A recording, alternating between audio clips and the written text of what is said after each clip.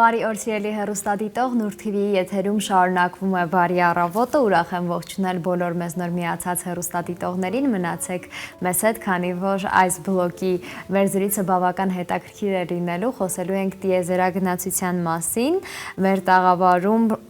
ոչ միայն տիեզերագնացության, այլև ռոբոտաշինության, այս պահին մեր տաղավարում է հայ առաջին անալոգային տիեզերագնաց, Mission Analog Podcast-ի հիմնադիր եւ վարող, Ասկլեպիոս տիեզերական առաքելության տիեզերագնացների պատրաստման պատասխանատու, ավստրիական տիեզերական ֆորում առաքելության գործողությունների աջակցության թիմի անդամ, ռոբոտոտեխնիկայի ինժեներ Հաննա Հարությունյանը։ Քրիստոս Հարյա Ֆի Մերելոց։ Օրհնյալ Հարությունը Քրիստոսի, բարի շնորհակալ եմ ինձ հրավիրելու համար։ Մենք ենք շնորհակալ, որ մեր տաղավարում եք, Հաննա, բավական երկար ես ձեզ ներկայացրի, կանդրադառնանք մի հատ այս ամենին, տեսնենք, այս ինչքան շատ բան եք դուք անում, բայց առաջին հերթին ինձ հետաքրքիր է ձեր հագուստը, այս հագուստով եք եկել տաղավար, հավանաբար այս հագուստով էլ այդ սիմուլյացիոն ձեր բաներին մասնակցում եք, թռիչքներին։ Այո, ինչպես նշեցիք, ես անալոգային տիեզերագնաց եմ, այսինքն տիեզերագնաց եմ, որ մինչև տիեզերք ուղարկել է բոլոր էքսպերիմենտները, տեխնոլոգիաները, սարքավորումները, մենք թեստավորում ենք այստեղ երկրի վրա սիմուլյացիայի մեջ, որպեսզի տեսնենք, թե ինչ ռիսկեր կան, ինչպես կարող ենք ամեն ինչ ոնց որ մարդկանց կյանքին ինչպես կարող ենք այնպես անել, որպեսզի մարդկանց կյանքի վտանգի ռիսկերը քչացնենք, նվազեցնենք ու այդ բոլոր էքսպերիմենտների թեստավորումները անում ենք մենք այստեղ երկրի վրա սիմուլյացիայի մեջ ու սիմուլյացիայի մեջ հագնում ենք մենք այս flight suit-երը, որը որ մեր sense ասած աշխատանքային հագուստն է։ Շատ լավ, մինչ մի հատ այս ամենի մասին քննարկում ունենալը ես ուզում եմ նաև հասկանալ, թե որտեղից է սկսվել ձեր ճանապարհը մինչև հայ առաջին անալոգային տիեզերագնաց դառնալը, ինչ հետաքրքրություններ եք ունեցել մանկուց եւ ինչ կրթություն ունեք։ Շատ փոքր տարիքից ես միշտ հետաքրքրված եմ եղել տիեզերքով, գիտությամբ, ամենաշատը միշտ ֆիզիկա եմ սիրել ու մինչև հիմա էլ ֆիզիկան իմ ամենասիրած գիտության ճյուղերից մեկն է։ Ու ես հիմա օգտագործում եմ ֆիզիկան, երբ որ ինժեներության մեջ եմ աշխատում, շատ կարևոր է այդ, որպեսզի կարողանաս իմանաս ինչպես սարքել ցանկացած սարքավորումներ, տրամաբանությունն այդ սարքավորումների հետևում։ Փոքր տարիքում ես նայում էի Toy Story մուլտֆիլմը, որտեղ որ կար այդ աստրոնավտ կերպարը ու ես իրան շատ էի հավանել ու ինքը ուներ ասես մի հատ երազանք, որ ուզում է տիեզերք թռնի ու ես այդ ժամանակ չեմ 12 տարեկան էի, այդ միտքը ծագեց, որ ես շատ եմ ուզում իրականացնեմ այդ կերպարի երազանքը ու իրան տիեզերք թռցնեմ։ Իհարկե ինքը արդեն թռել է, այսինքն ես այն մարդը չեմ եղել, որ այդ այլ եմ, բայց հենց այդ եղել են առաջին հենց ասած ինտերակցիան, որ ունեցել եմ տիեզերքի հետ, ընդհանրապես մտածելու տիեզերքի ուղղությամբ ու հենց այդպես էլ սկսվել է, ունեմ engineering background, այսինքն սովորել եմ պոլիտեխնիկի ավագ դպրոցում հենց այնտեղ էլ ինժեներության բաժնում,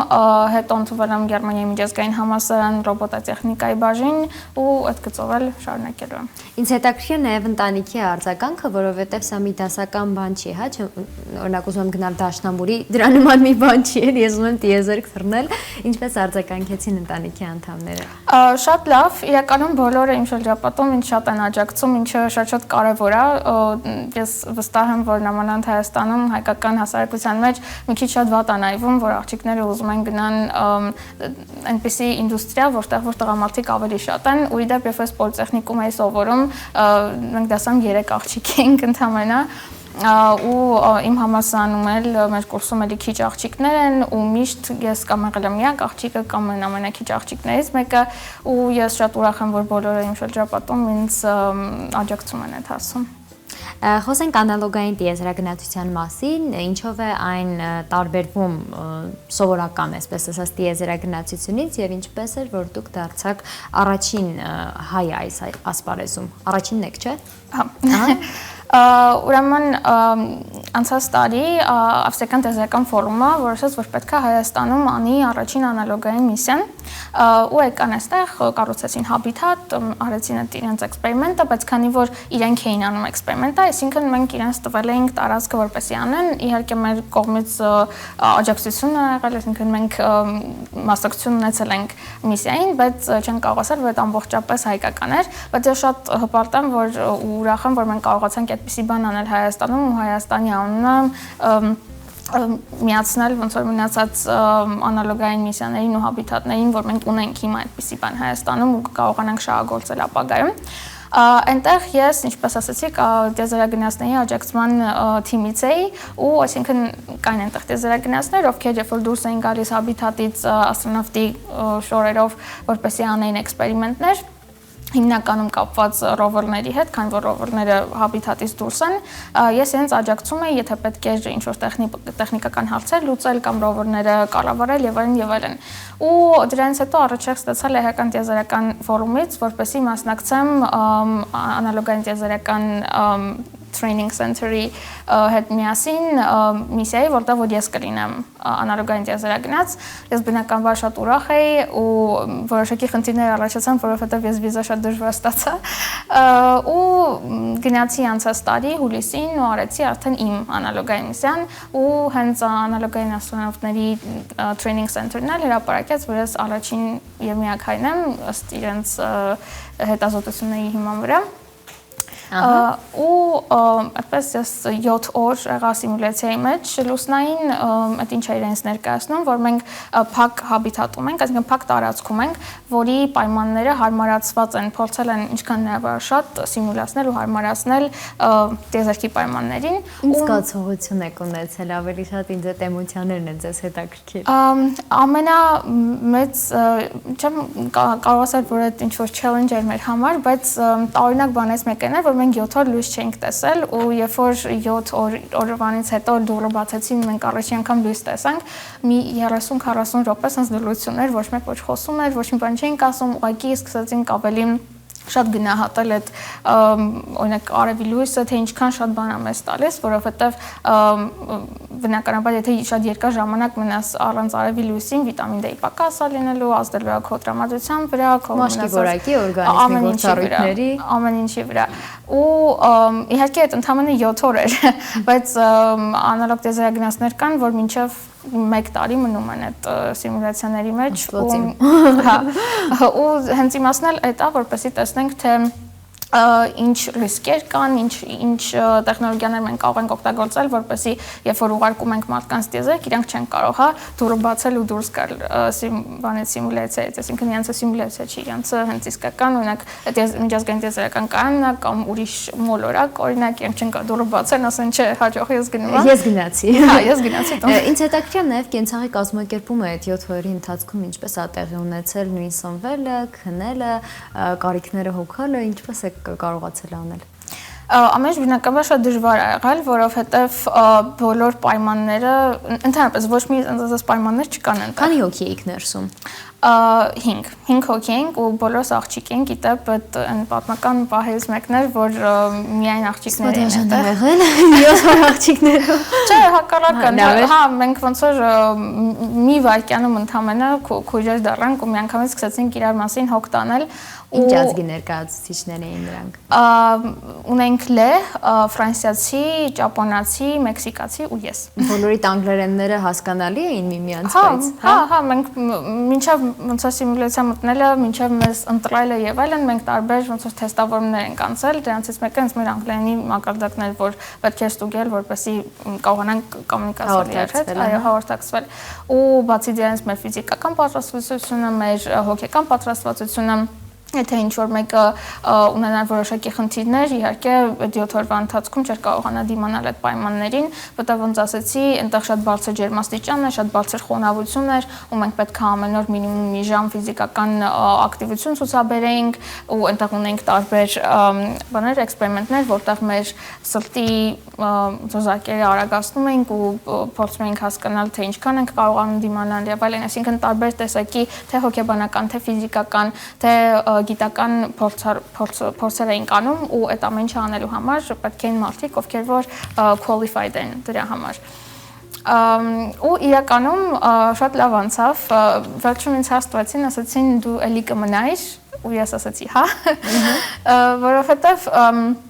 ես բնավորությամբ հարմարվող մարդ եմ ու ինձ հարմարվել էի 7 օրվա ընթացքում։ Իրականում արդեն երբ որ դուրս եկա, արդեն պետքա դրսին հարմարվեի, ոնց որ ասում էի, այնտեղ ավելի լավ է, ճիշտ է, պայմանները ահավոր են, օրինակ մենք չենք կարող անենք։ Մենք քնապարկերի մեջ,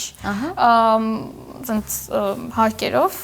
որովհետև դա ինքը շատ փոքր տարածք է, աբիթատը ու դրսից ոչ օդ է գալիս, ոչ մի բան չի գալիս, ինքը Դուք ձեր սահմանափակ թթվածինը ունեիք, այսինքն նաև Այնտեղ մենք չենք հաշվում կոնկրետ ինչքան թթվածին կա, բայց հիմնականում հա թթվածինը սահմանափակ էր ու այնտեղ ոնց ասացի շատ բարձր խոնավություն կար, այսինքն ինչքան հնարավոր էր անհարմար էր ամեն ինչ սարքած ու բացի դրանից մենք նաև չենք կարող օրինակ լողանալ ու այդ ամբողջ 7 օրվա ընթացքում կամ սուխոյ շամպունով ու ընդհանրապես միջազգային տիեզերական կայանում էլ ոչ մեկ չի լողանում թացանցալոցիկներ, սուխոյ շամպուն, այդ 4 բաներից շամպունից դրանք են օգտագործվում Սնունդը ոնց է հարցը Սնունդը նորմալ էր իրականում այդ միակ բանն էր, որ մենք չենք սիմուլյացրել, հիմնականում պետք է ինքը լիներ չորացրած, սալացրած սնունդ, բայց մենք բախտավոր ենք, որ այդ ժամանակ իրենց չորացած, սալացրած սնունդը վերջացել էր ու մենք ստիպված կերանք Բորշ էինք ուտում։ Չէ, բան ենք, լեհական պիլմենիներից էինք ուտում։ Էլի լավ եք բրծել։ Հա, լավ ենք բրծել։ Բայց ամենահետաքրքիր բաներն է, իրական ես ուզում էի, որ լիներ այդ չորացած սալացած սնունդը, որպեսզի տեսնեինք, թե կարողանում է մեր օրգանիզմը ձգի այդ պայմաններին, այդ ֆիզիկական ծանրաբեռնվածությանը, հոգեկան ծանրաբեռնվածությանը, թե ոչ, որտեղ մենք նաև հեռախոս չունեինք, դրսի հետ կապ չունեինք, այսինքն մենք ուղղակի ամբողջ աշխարհից կտրված էինք ինչ-որ մի հատ անտառում, փակ տարածքի մեջ, բայց շատ լավ էքսպերիենս էր, որտեղ մենք կարողացանք շատ գիտական հետազոտություններ անել ու անգամ ես մի հետազոտություն շատ շուտով հրապարակելու եմ,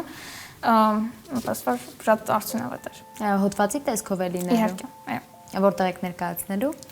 Պետք է ներկայացնեի ես մայիսի 1-ից մինչև 5-ը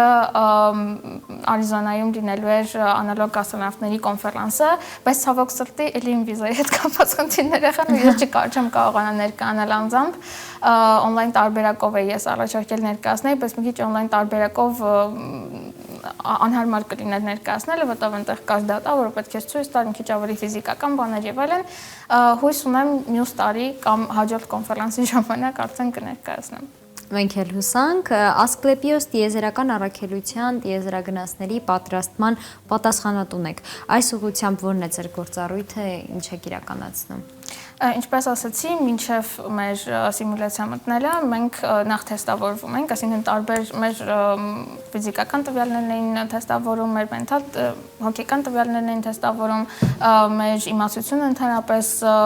ընդհանուր գիտությունների մասին եւ այլն, ու արդեն դրանից հետո սկսվում էին մեր տրեյնինգները, այսինքն մի որոշ ժամանակ մենք մարզվում էինք, որպեսզի պատրաստ լինենք մտնել սիմուլյացիա, որտեղ այնտեղ դու մենակ ես ու կարող է ինչ-որ պետք լինի եթե բերենք անալոգային միսիաներից դուրս, հա, տանենք ուրիշ մոլորակի վրա, պատկերացնենք աստրոնավտը մենակա ու իրան պետքա իր crewmate-ին, այսինքն մարդով, որ իր հետ է, ուշաթափվել է, պետք է գրկեր տանել, այսինքն դու պետք է այդքան ֆիզիկական պատրաստվածություն ունենաս, որ կարողանաս այդ 70-80 կիլոգրամանոց մարդուն կամ ավել գրկես տանես որոշակի տարածություն։ Ու դրա համար մենք այդ ամեն ինչն ենք սիմուլյացիա անում ու այդ ամեն ինչը կազմում է տրեյնինգի մասը։ Ես Ասկլեպիոսը շվեյցարական անալոգային միսիա Այնտեղ անում եմ հենց այդ գործառույթը, այսինքն այնտեղի անալոգային տիեզերագնացներին մարզում եմ թե հոգեպես, ֆիզիկապես, հեսա շուտով մենք մայիսին ունենալու ենք զրո գրավիտացիոն թռիչք, այսինքն մենք նստելու ենք սամոլյոտի մեջ, սամոլյոտը անելու է parabolic flight ու այդ ժամանակ իրանք մի քանի րոպե ունենալու են zero gravity, այսինքն իրանք օդի մեջ են լինելու։ Ու այդ ընթացքում մենք էլի էքսպերիմենտներ ենք անելու, էլի տեսնելու։ Իսկ դուք եղել եք տենց Ես հենց այդտեղ լինելու եմ։ Առաջին անգամն է ձեր անգամ եւս լինելու։ Ինչ զգացողություն է, ինչպես եք պատրաստվում դրան։ Ամենակարևոր բանը դրա համար այդ սրտի աշխատանքն է։ Ես հիմա փորձում եմ ինչքան հնարավոր շատ իմ սիրտը մարզել, որ վարժությունների միջոցով, որպեսզի կարողանամ լավ տանել, բայց ես իրական շատ օպտիմիստիկ եմ տրամադրված, որովհետև նախ իմ առողջությունը թույլ է տալիս այդպես բաներ անել, ու հետո ես շատ եմ սիրում էքստրեմալ բաներ, նամանավանդ երբ որ առաջին անգամ պետք է զգամ, շատ excited եմ լինում այդ ամեն ինչի հետ կապված, այնպես որ շատ օպտիմիստիկ եմ ու բացի դրանից, բայց նաև մենք իրենց էքստրեմալ պայմաններում ենք պահում, այս վերջերս տալ ենք շվեյցարական ալպեր ու այնտեղ իրանք 2 օր պետքա survive անեն առանց ոչ մի օգնության պետքա քնեին ձյան մեջ, պետքա մտածեին ոնց քնեին ձյան մեջ, ոչ չմորսային ու պետքա իրանք ուտելիքները հայթայթեին, պետքա սառը ջրի մեջ երկար ժամանակ մնային, սառույցով ջրի մեջ։ Իսկ դուք պատասխանատու եք նրանց կյանքի համար։ Իրենք ստորագրում են, որ մենք պատասխանատվություն չենք կրում։ Շատ լավ։ Բայց ու այդ ամեն ինչը իմ տրեյնինգի մասել է եղել, իրականում այդ ամեն ինչը շատ կարևոր է ու եթե ինձ թողեին, հա, որոշելը, ես բոլոր մարդկանց կասեի, որ պետքա գնան անեն, որովհետև դու չգիտես վաղը որ ինչա քո հետ լինելու կամ աշխարհի հետ ինչա լինելու, կարևոր է այդ survival skill-երը ունենալ։ Դուք Այսինքն ձեր գործի բերումով հաճախ եք լինում արտերկրում, հա, ես ինչպես հասկացա, ինչպես է ձեր գրաֆիկը կարգավորվում։ Շատ վատ ոնց հասկացա կեսովանից։ Ես իրականում կոնկրետ հիմա 2 ժամ հետ եմ ապրում ու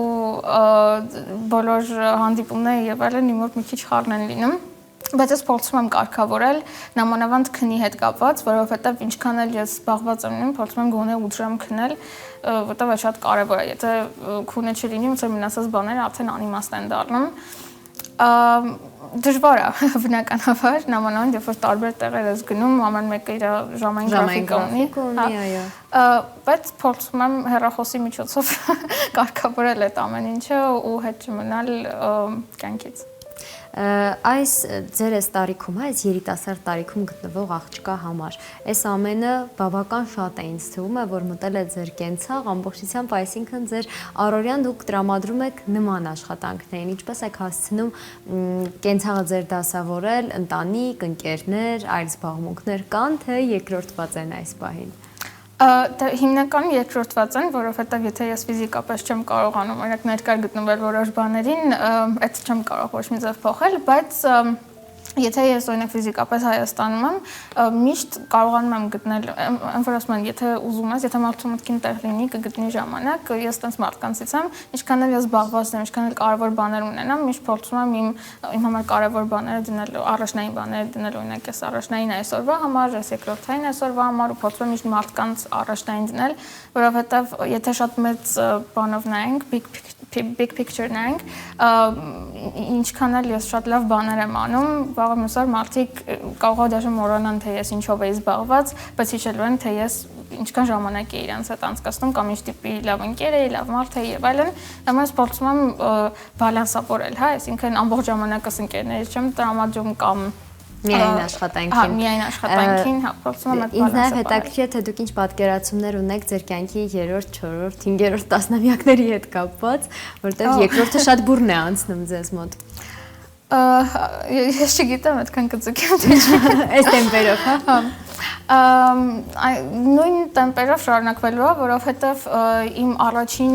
երբ որ ես 10 տարեկան էի, իմ կյանքը էլի նույն ձև էր, ուղղակի ես ուրիշ բանով էի զբաղված, հա, հիմա ես արդեն 23 տարեկան եմ, մի քիչ ուրիշ ձև է, երբ որ դառնամ 33 տարեկան, մի քիչ ուրիշ ձև է լինելու կարող է, այսինքն ուրիշ բանով եմ զբաղվելու կամ մի քիչ փոխելու եմ իմ ուղղությունը, բայց տեմպը միշտ այսպես է եղել, ու ես ոնց որ սովոր եմ փոքր տարիքից, որ իմ կյանքում միշտ պետքա տարբեր բաներ լինեն, ես ամեն մեկին պետքա հասկանամ ոնց եմ պրիորիտետ տալիս ու ոնց եմ կազմակերպում իմ կյանքը։ Շատ երեխաների երազանքն է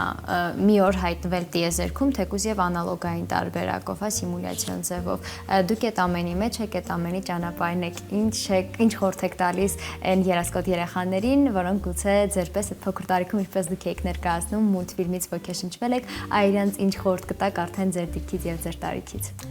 Մտածել սահմաններից դուրս, որովհետև Ընդհանրապես կյանքում տենց ինչ-որ գծված բաներ կան, հա, որ այս բանին հասնելու համար պետք է այս քայլեր անել կամ տեսնում ենք օրինակ ինչ-որ մեկը ոնց է, հա, արել։ Օրինակ ես պատմեցի, հա, թե ես ոնց եմ սկսել, միացել եմ ավստրիական տիեզերական ֆորումին, հետո միացել եմ անալոգային տիեզերական training center-ին, հիմա շուտով ուրիշ միսիա եմ անելու եւ այլն, բայց շատ հնարավոր է այդ նույն ճանապարհը ինչ-որ մեկը ընտրի, փորձի անի ու իր մոտ չաշխատի։ Դրա համար շատ կարեւոր է մտածել սահմաններից դուրս, ոգեշնչվել ինչ-որ մեկի ճանապարհով, բայց փորձել հենց նույն ուղղությամբ անել, ավելի շատ փորձել հասկանալ, թե էլ ինչ տարբերակ կա, հա, որպեսզի կարողանան ընդգրկվեն այս ոլորտի մեջ ու ամենակարևոր բանը, որ ուզում եմ ասեմ, այդ այն է, որ իրենք պատկանում են ստեղ, այսինքն չպետք է այդ վախը ունենալ, բայց արդյոք ես կհաջողեմ, արդյոք ես պատկանում եմ ստեղ եւ այլն, պետք է ուղղակի անել։ Շատ լավ, շնորհակալ եմ զրույցի համար, ձեզ մեծ հաջողություններ եմ մաղթում եւ վստահ եմ, որ